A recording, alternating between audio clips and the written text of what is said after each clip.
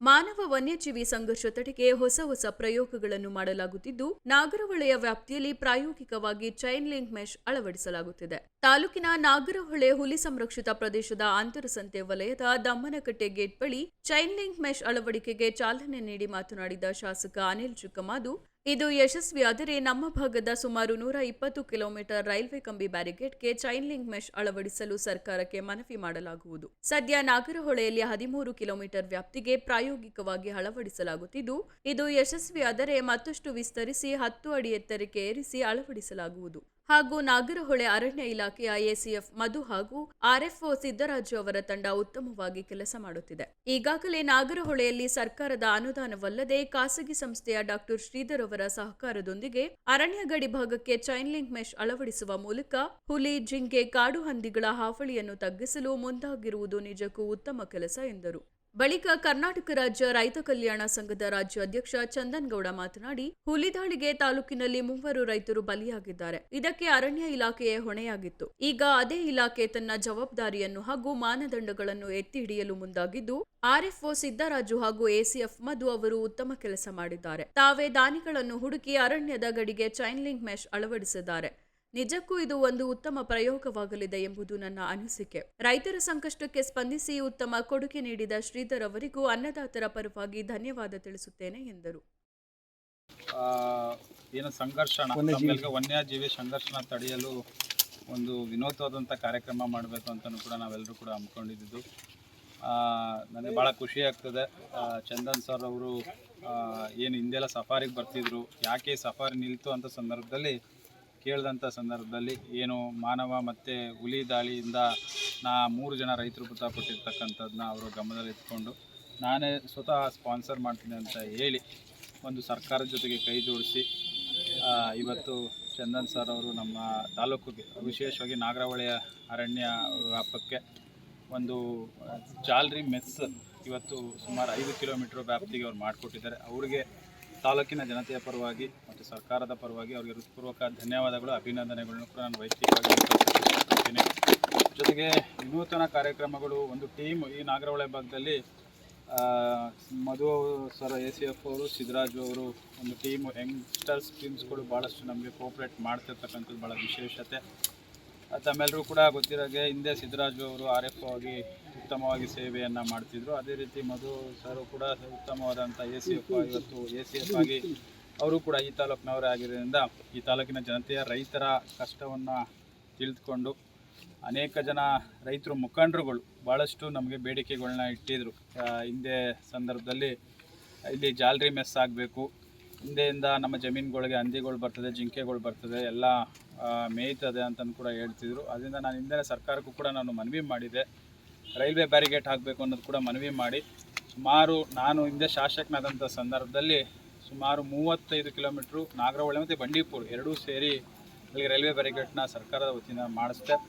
ಅದಾದ ನಂತರ ಇವತ್ತು ಏನು ಹುಲಿ ದಾಳಿಯಿಂದ ಮೃತಪಟ್ಟವ್ರೆ, ಸುಮಾರು 120 ಕಿಲೋಮೀಟ್ರು ವ್ಯಾಪ್ತಿಗೆ ಈ ಮೆಸ್ನ ಹಾಕಬೇಕು ಅನ್ನೋದು ಕೂಡ ನಾವು ಮನವಿ ಮಾಡಿದ್ವಿ. ಇದು ಕಾಸ್ಟ್ ಬಂದು ಸುಮಾರು 5 ಲಕ್ಷ ರೂಪಾಯಿ ವೆಚ್ಚ ಅಂತ ಹೇಳ್ತಾರೆ. ನಾವು ಅದಕ್ಕಿಂತ ಇನ್ನೂ ಹೈಟ್ ಮಾಡಿ ಸುಮಾರು ಏನು 5 ಫೀಟ್ ಇದೆ ಅದನ್ನು 10 ಫೀಟ್ ಮಾಡಬೇಕು ಅಂತ ನಾವು ಹಮ್ಮಿಕೊಂಡಿದ್ವಿ. ಯಾಕಂದರೆ ಹುಲಿ ಜಂಪ್ ಮಾಡಬಾರ್ದು ಅನ್ನೋ ದೃಷ್ಟಿಯಿಂದ ಅದನ್ನು ಮುಂದಿನ ದಿನಗಳ ಸರ್ಕಾರದ ಜೊತೆ ಮಾತಾಡಿ ಮುಖ್ಯಮಂತ್ರಿಗಳಿಗೆ ಮನವಿ ಮಾಡಿ ಅರಣ್ಯ ಸಚಿವರ ಹತ್ರ ಮತ್ತೆ ರಿಕ್ವೆಷನ್ ಮಾಡಿ ಸುಮಾರು ಒಂದು 20-25 ಕೋಟಿ ವೆಚ್ಚದಲ್ಲಿ ಈ ಏನು ಮೆಸ್ನ ಮಾಡ್ತಿದ್ದೀವಿ. ಕಂಪ್ಲೀಟಾಗಿ 120 ಕಿಲೋಮೀಟರ್ ಮಾಡಿದ್ರೆ ಖಂಡಿತವಾಗ್ಲೂ ಅರಣ್ಯನೂ ಕೂಡ ಸುರಕ್ಷಿತವಾಗಿರ್ತದೆ, ಮಾನವರು ಕೂಡ ಜಮೀನಲ್ಲಿ ಕೆಲಸ ಮಾಡ್ಬೋದು, ಎರಡೂ ಕೂಡ ಉಳಿಸ್ಕೊಳ್ತಕ್ಕಂಥ ಕೆಲಸ ನಾವೆಲ್ಲರೂ ಕೂಡ ಮಾಡಬೇಕಾಗ್ತದೆ.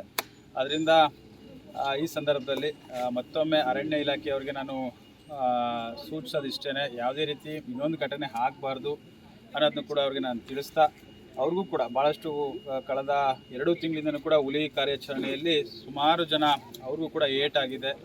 ಫಾರೆಸ್ಟ್ ಡಿಪಾರ್ಟ್ಮೆಂಟಲ್ಲಿ ಇರ್ತಕ್ಕಂಥ ವಾಚರ್ಸ್ಗಳಿಗೆ ಆಗಿರ್ಬೋದು, ಗಾರ್ಡ್ಗಳಿಗಾಗಿರ್ಬೋದು ಸ್ವಲ್ಪ ಏಟಾಗಿದೆ.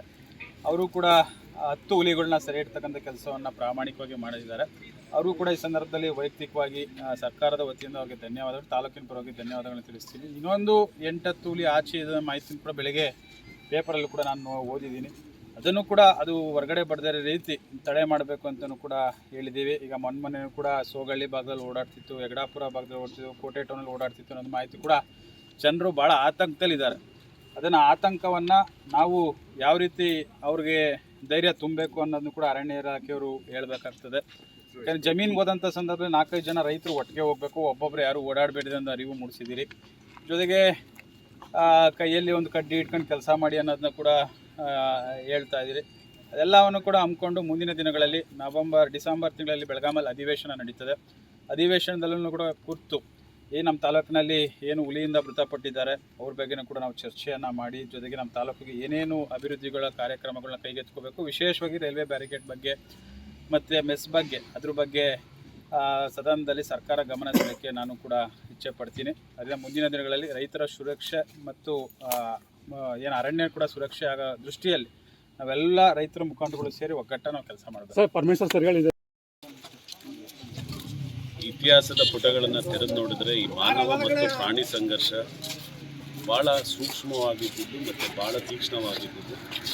ಬಹುಶಃ ಕೇವಲ 20-22 ದಿನಗಳಲ್ಲಿ ಈ ಹುಲಿ ದಾಳಿಗೆ ಬಲಿಯಾಗಿ 4 ಜನ ಇವತ್ತು ತನ್ನ ಪ್ರಾಣವನ್ನು ಕಳ್ಕೊಂಡಿರ್ತಕ್ಕಂಥ ಈ ಸಂದರ್ಭದಲ್ಲಿ ನಿಜಕ್ಕೂ ಇವತ್ತಿನ ಈ ಒಂದು ಬೆಳವಣಿಗೆ ಉತ್ತಮವಾದಂಥ ಬೆಳವಣಿಗೆ. ಎಲ್ಲೋ ಒಂದು ಕಡೆ ಅರಣ್ಯ ಇಲಾಖೆ ತಲೆದಂಡ ಆಗಿತ್ತು.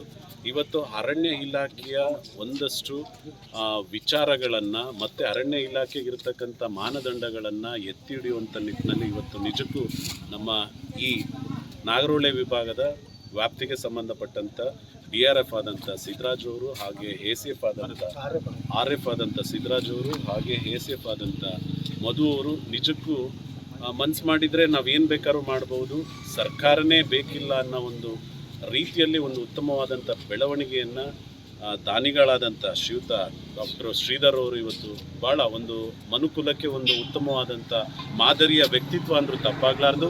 ಬಹುಶಃ ನಾನು ಆಗಲೇ ಹೇಳಿದೆ, ಬಸವಣ್ಣವ್ರು ಒಂದು ಮಾತು ಹೇಳಿದರು, ಪರರ ವೇದನೆಯನ್ನು ಯಾರು ಅರ್ಥ ಮಾಡ್ಕೋತಾರೆ ಅವರೇ ನಿಜವಾಗ್ಲೂ ದೊಡ್ಡವರು, ವೇದ ಓದೋರು ಯಾರು ದೊಡ್ಡವರಾಗಲಿಕ್ಕಿಲ್ಲ ಅಂತೇಳಿ ಭಾಳ ಸಂತೋಷದ ವಿಚಾರ. ನಿಜಕ್ಕೂ ಇಡೀ ಅನ್ನದಾತರ ಪರವಾಗಿ ನಾನು ಇವತ್ತು ಡಾಕ್ಟರ್ ಶ್ರೀಧರ್ ಅವರಿಗೆ ಹೃದಯಪೂರ್ವಕವಾಗಿ ಅಭಿನಂದನೆಗಳನ್ನು ಮತ್ತು ಧನ್ಯವಾದಗಳನ್ನು ಸಲ್ಲಿಸ್ತೇನೆ. ಹಾಗೆ ಒಂದು ದಿಟ್ಟ ನಿರ್ಧಾರವನ್ನು ತೆಗೆದುಕೊಂಡಂಥ ಅರಣ್ಯ ಅಧಿಕಾರಿಗಳನ್ನು ಕೂಡ ನಾನು ಈ ಸಂದರ್ಭದಲ್ಲಿ ಶ್ಲಾಘಿಸ್ತೇನೆ ಮತ್ತು ಅವರಿಗೆ ಮನಪೂರ್ವಕವಾಗಿ ನಾನು ಗೌರವವನ್ನು ಸಲ್ಲಿಸ್ತೇನೆ. ಭಾಳ ಮುಖ್ಯವಾಗಿ ನಾವು ಕೂಡ ಕೇಂದ್ರ ಮತ್ತು ರಾಜ್ಯ ಸರ್ಕಾರಕ್ಕೆ ಒಂದು ಮನವಿಯನ್ನು ಮಾಡ್ತಾ ಇದ್ದೇನೆ. ಬಹುಶಃ ಈ ತುರ್ತು ಸಂದರ್ಭದಲ್ಲಿ ಕೇಂದ್ರ ಸರ್ಕಾರ ಮಧ್ಯಸ್ಥಿಕೆಯನ್ನು ವಹಿಸಲಿ. ಏನಿವತ್ತು ರಾಷ್ಟ್ರೀಯ ವಿಪತ್ತು ನಿರ್ವಹಣಾ ಪಡೆ ಇದೆ, ಅದನ್ನು ಬಳಸ್ಕೊಂಡು ಇಲ್ಲಿರ್ತಕ್ಕಂಥ ಒಂದಷ್ಟು ಸಮಸ್ಯೆಗಳಿಗೆ ಒಂದು ಶಾಶ್ವತವಾದಂಥ ಪರಿಹಾರವನ್ನು ಕಂಡುಕೊಳ್ತಕ್ಕಂಥ ನಿಟ್ಟಿನಲ್ಲಿ ಕೇಂದ್ರ ಸರ್ಕಾರ ಮಧ್ಯಸ್ಥಿಕೆ ವಹಿಸಲಿ. NDRF ಸ್ಪೋರ್ಟ್ಸ್ಮನ್ನ ಬಳಸ್ಕೊಂಡು ಈ ಒಂದು ಸಮಸ್ಯೆಗಳಿಗೆ, ಈ ಅನ್ನದಾತರ ಒಂದು ಶೋಚನೀಯ ಮತ್ತು ಕ್ಲಿಷ್ಟಕರವಾದಂಥ ಪರಿಸ್ಥಿತಿಗೆ ಒಂದು ಶಾಶ್ವತ ಪರಿಹಾರವನ್ನು ಕೂಡ ಆದಷ್ಟು ಬೇಗ ಕಂಡುಹಿಡೀಲಿ ಅಂತೇಳಿ ವಿಶೇಷವಾಗಿ ನಾನು ಈ ಒಂದು ಸಂದರ್ಭದಲ್ಲಿ ಆ ಸರ್ಕಾರಕ್ಕೆ ಒತ್ತಾಯ ಮಾಡ್ತಾ, ಮತ್ತೊಮ್ಮೆ ಇವತ್ತು 50 ಲಕ್ಷ ರೂಪಾಯಿಗಿಂತ ಜಾಸ್ತಿಯಾಗಿ ದಾನ ಮಾಡಿದಂಥ ಡಾಕ್ಟರ್ ಶ್ರೀಧರ್ ಅವ್ರಿಗೂ, ಹಾಗೆ ಈ ಕೆಲಸವನ್ನು ಮಾಡ್ಬೋದು ಅಂತೇಳಿ ಒಂದಷ್ಟು ಮೌಲ್ಯಗಳನ್ನ ಇಟ್ಕೊಂಡು ಕೆಲಸ ನಿರ್ವಹಿಸಿದಂಥ ನಮ್ಮ ಅರಣ್ಯ ಇಲಾಖೆಯ ದಿಟ್ಟ ಅಧಿಕಾರಿಗಳಾದಂಥ ನಮ್ಮ ಸಿದ್ದರಾಜ್ ಅವ್ರಿಗೂ ಹಾಗೆ ಮಧು ಅವ್ರಿಗೂ ಕೂಡ ತುಂಬ ಹೃದಯದಿಂದ ನಾವು ರೈತ ಕಲ್ಯಾಣ ಸಂಘದ ವತಿಯಿಂದ ತುಂಬ ಹೃದಯದ ಗೌರವವನ್ನು ಅವರಿಗೆ ಸಲ್ಲಿಸಲಿಕ್ಕೆ ನಾವು ಬಯಸ್ತೇವೆ.